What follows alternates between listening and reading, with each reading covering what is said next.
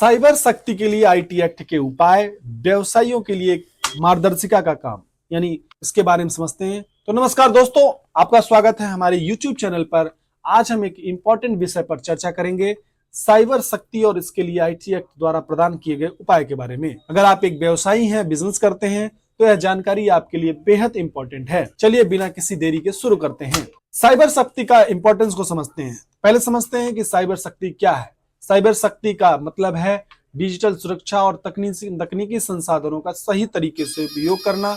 आज के इस डिजिटल युग में साइबर शक्ति हर व्यवसाय के लिए इंपॉर्टेंट है, क्योंकि यह आपकी कंपनी की जानकारी, ग्राहक डेटा और संपूर्ण संचालन की सुरक्षा करता है। आईटी एक्ट के परिचय के बारे में समझते हैं। तो साथियों, जब जो है सूचना प्रौद्योगिकी अधिनियम 2002, यह अधिनियम भारत में डिजिटल लेन देन और सुरक्षा, साइबर सुरक्षा के लिए कानूनी ढांचा प्रदान करता है। इसका मुख्य उद्देश्य साइबर अपराधों को रोकना, डिजिटल दुनिया में सुरक्षित वातावरण बनाना है। वहीं व्यवसायियों के लिए आईटी एक्ट के उपाय के बारे में अगर हम बात करते हैं साथियों, तो अब हम देखेंगे कि व्यवसायियों के लिए आईटी एक्ट से जुड़े कुछ इंपॉर्टेंट उपाय भी क्या हैं। साथियों, डेटा सुरक्षा आईटी के में आपके व्यवसाय के लिए डेटा सुरक्षा की कई प्रावधान हैं। व्यवसायों को अपने ग्राहकों की जानकारी को सुरक्षित रखने के लिए उचित जानकारी तकनीकी की ऑर्गेनाइजेशन उपाय करने होंगे। साइबर सुरक्षा नीति, आपको स्पष्ट सुरक्षा साइबर जानकारी नीति अपनानी चाहिए जो आपके कर्मचारियों को साइबर खतरों के प्रति जागरूक करे। आईटी एक्ट के तहत यदि कोई साइबर अपराध होता है तो आपकी नीति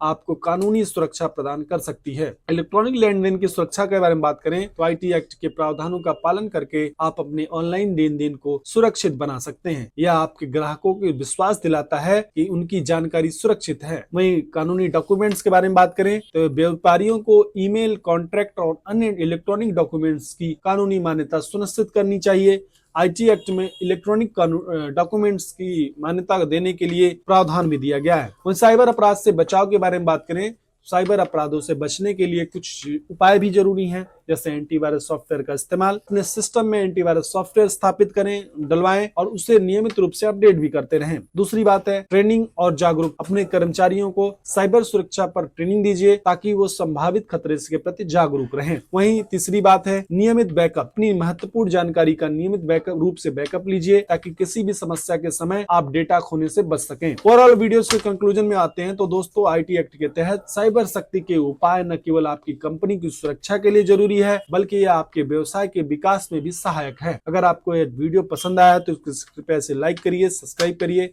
और मिलते हैं नए टॉपिक के साथ। तब तक चैनल में बने रहिए। जय हिंद, जय भारत।